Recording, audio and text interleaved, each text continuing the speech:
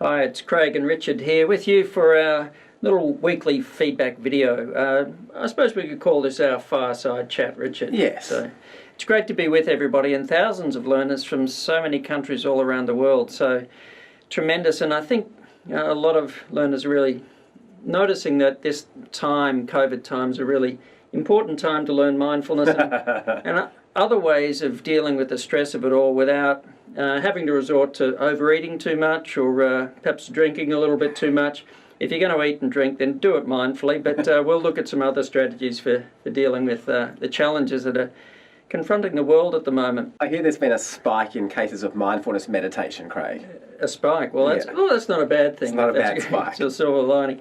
So a lot of people talking about how busy life can be and so on, and forgetting to just be. There was a question around remaining not attached. You got any thoughts about that? What are some of the tips and strategies for that? Well, I mean, mindfulness helps us to let go of attachments. But then we might ask the question, well, what are we letting go of attachment to? You know, sometimes people think that mindfulness means we just kind of go through life without any emotion and we just let everything happen and become very apathetic. But it's not about that at all, actually. What we want to let go of is the attachment to things being a particular way. Perhaps we want to learn to let go of particular thoughts, to allow emotions to be there without reacting to them and sort of resisting them. And once we take that fight or that resistance out of life, things start to flow a lot more. You know, I mean, a lot of people start a mindfulness course thinking, okay, if I just need to get rid of all of those stressful thoughts and then I won't be stressed anymore.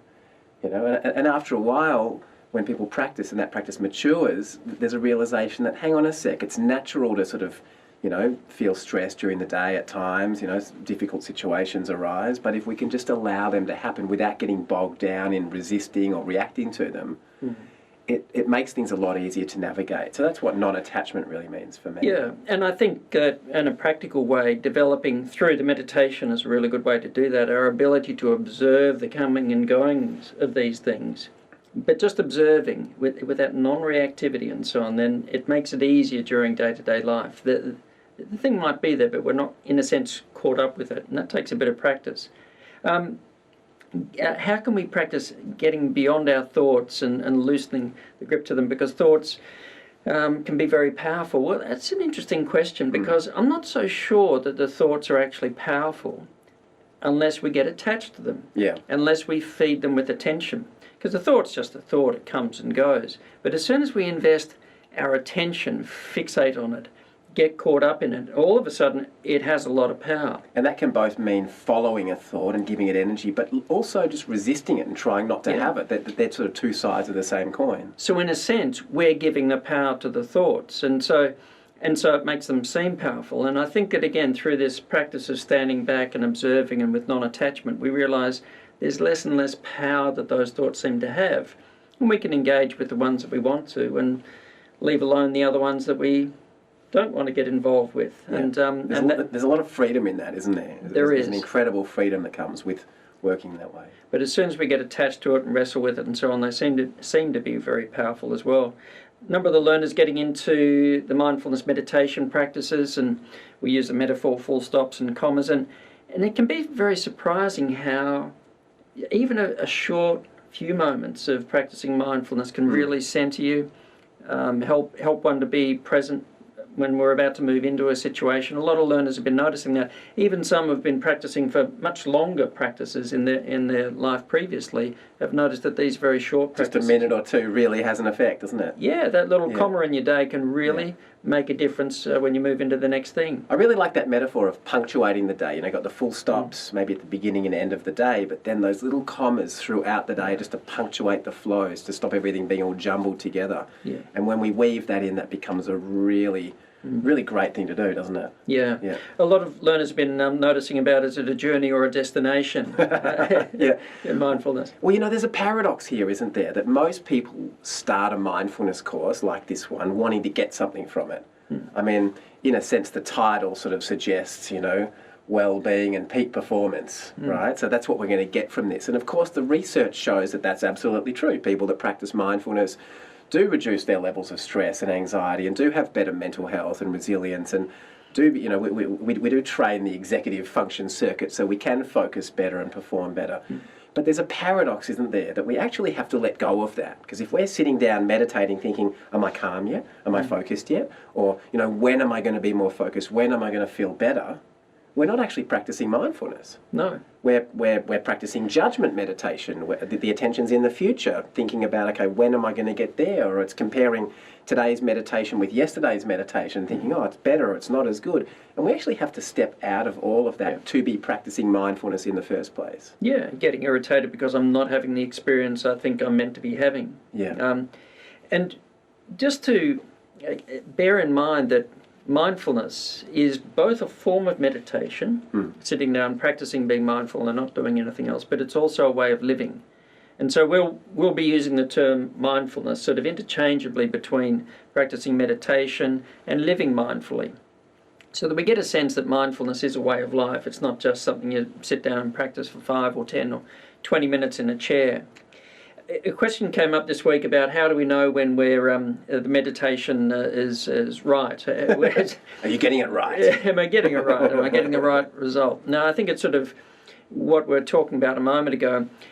And we're practicing a process. Attention goes off, noticing, gently bring the attention back. We get irritated and frustrated, we practice cultivating a different attitude of gentleness and non-reactivity and acceptance and so on. So getting it right means practicing that.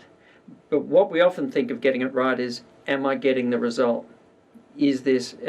And that's all the judging and criticising. So let that go. Let ourselves sit down to practice free of any expectations of what the outcome should be, but just work with the process. And even if we feel like the process is sometimes challenging and difficult and so on, because it's not going to be always easy, that doesn't mean that we're getting it wrong. No. We're just working with what's coming up and just work with it mindfully. Yeah.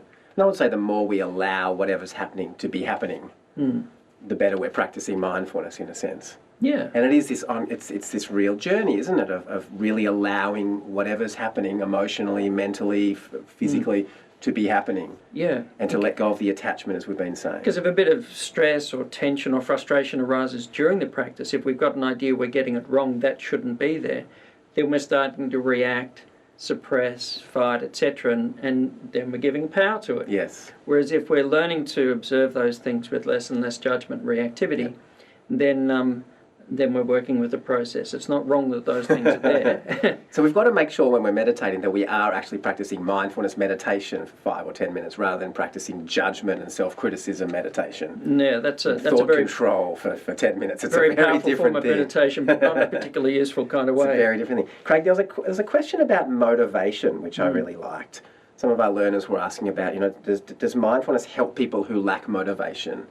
And this is something I do a lot of work with clients. When I'm working with clients in my therapy and coaching practice, so often people are lacking motivation, whether it's to study or work or do anything.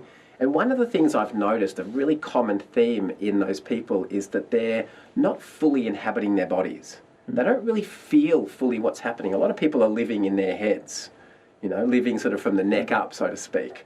And, of course, we have like 80,000 thoughts a day or something like that. I mean, I think there was an experiment that kind of estimated that on a good day. Yeah, right. And so, in one moment we can think, yes, I should study, and the next moment we could think, yeah, but there's also YouTube, and I haven't had lunch, and maybe I should clean my room first. And the mind runs all over the place. But it's when we start to get back in the body and feel, we can start to feel into, what does it feel like to not get started on that task? There's a discomfort there that we might choose to ignore or miss if we're distracted, but we start to feel that. We can feel into our values. We can feel into how good it feels to get something done. And so the embodiment aspect of mindfulness I found really important. Yeah, and most of the way in which motivation is defined relates to arousal, that is stress, and future focus. Will I win or lose, etc. And mindfulness helps a person to feel calmer and less motivated by stress, but more about interest and curiosity, necessity, whatever that might be. Able to focus on what's important and self-aware enough to actually be able to motivate themselves. So it's been a great first week. Thank you very much for sharing your reflections on the discussion forums, etc. And really do follow the mentors. So Sherelle and Jen will be helping and supporting day by day and week by week. And they do go week by week. So you're welcome to look ahead at what's coming in future weeks. But the mentors are focusing on week 2 next week. So make sure you focus your comments on that. And so next week, mindful stress reduction, gentleness and curiosity, and bringing mindfulness more to everyday activities. So we'll look forward to being with you next week for our next Fireside Chat. Between now and then, have a great and mindful week. I might mindfully toast some marshmallows. Yeah, why not?